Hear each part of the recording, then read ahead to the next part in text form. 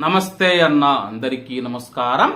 కువైట్లోని సాద్ అబ్దుల్లా ప్రాంతంలో ఒక ఇంట్లో పనిచేస్తూ ఉన్న ఫిలిపిన్ మహిళను కువైట్ యజమాని మనం చూసుకుంటే చంపివేసి వాళ్ళ ఇంటి పెరట్లో పాతిపెట్టిన విషయం అందరికీ తెలిసిందే.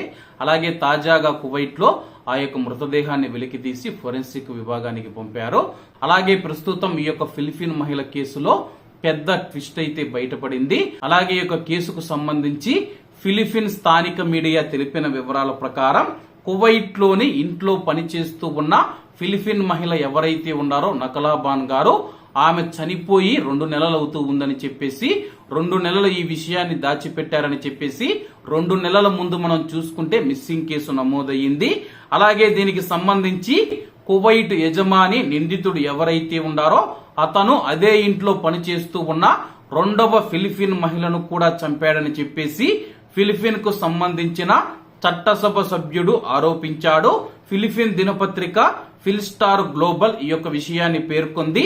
వలస కార్మికుల పైన సెనేట్ కమిటీకి అధ్యక్షత వహిస్తూ ఉన్న రెఫ్రాఫీ తుల్ఫో గారు అనుమానితుడు కొన్ని నెలల క్రితమే తన యొక్క ఫిలిపిన్ స్నేహితురాలిని హత్య చేసినట్లు వెల్లడించారు.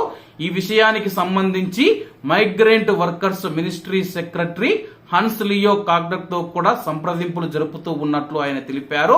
అలాగే మనం చూసుకుంటే జనవరి 2వ తేదీ ఆ యొక్క భార్య కనిపించడం లేదని చెప్పేసి మరొక ఫిలిపిన్ వ్యక్తి మనం చూసుకుంటే మాకు కంప్లైంట్ ఇచ్చాడని చెప్పేసి ఆ యొక్క కంప్లైంట్ ప్రకారం చూసుకుంటే ఈ యొక్క మహిళ కూడా అక్కడే పనిచేస్తూ ఉందని చెప్పేసి కువైట్ యజమాని ఆమెను కూడా చంపివేసి ఎక్కడో పాతిపెట్టి ఉంటాడని చెప్పేసి అనుమానాలు వ్యక్తమవుతూ ఉన్నాయి.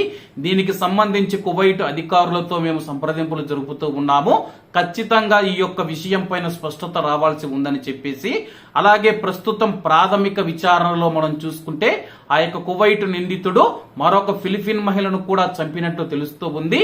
మరి దీనిపైన పూర్తి వివరాలు తెలియాల్సి ఉంది.